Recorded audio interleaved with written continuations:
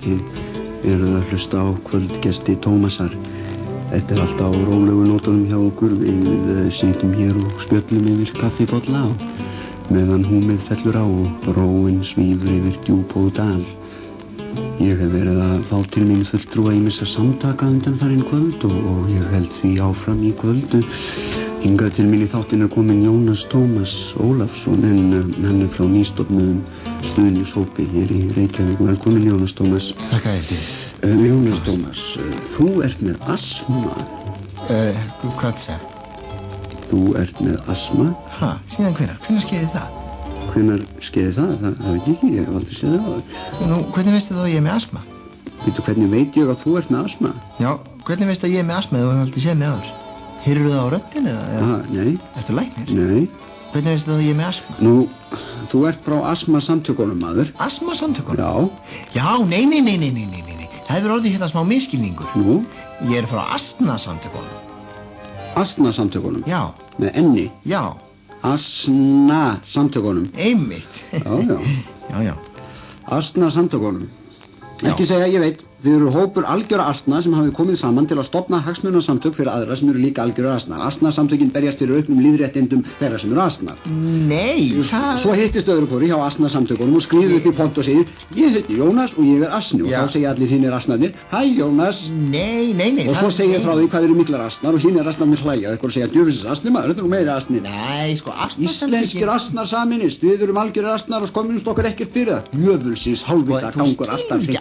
Haldið þið geti bara breytt yfir ykkar djöfulsins asnagang með því að koma bara hreint til dyranna og vera stoltir af því. Helvítis asniði. Ég held að þú sér ekki alveg. Þú skalt ekkert vera að grípa fram í fyrir mér í mínum eigin útvarpsþætti, helvítis asniðin. Ég er landsfrægur maður og læt engan asna vaða hingað í stúdíó að hann hafi stofnað einhver samtök með öðrum viðlíka vitleysingum og kallaði asnasamtökin. Asnasamtökin.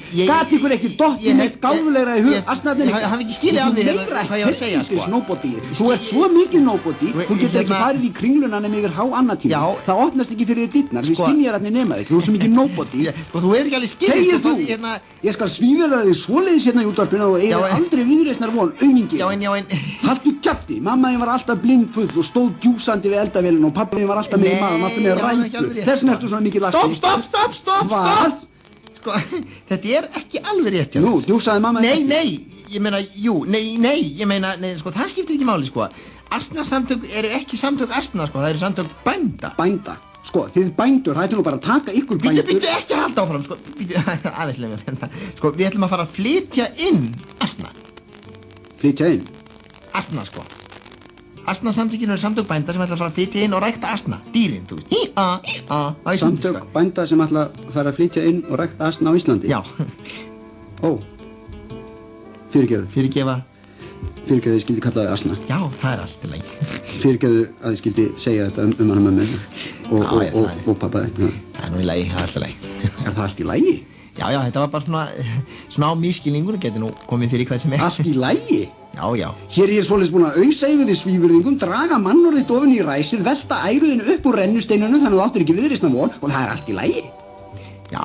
Ég hef svoleiðis búin að nutta andlitun á þér ofan í holræsa kerfi orðaforða mís og það er allt í lagi. Hefur ekkert stolt maður? Já, þetta kemur nú fyrir á bestu bæjum. Vert úti. Hæ? Út með þig. Þú hefur enga reisn, ég þolið ekki. Vert úti. Hvað áttu við? Æ, þú slóst mig. Já, við þetta. Vertu úti, annars færðu annað. Annað hvað? Æ, já, högg með það. Já, ég fer bara.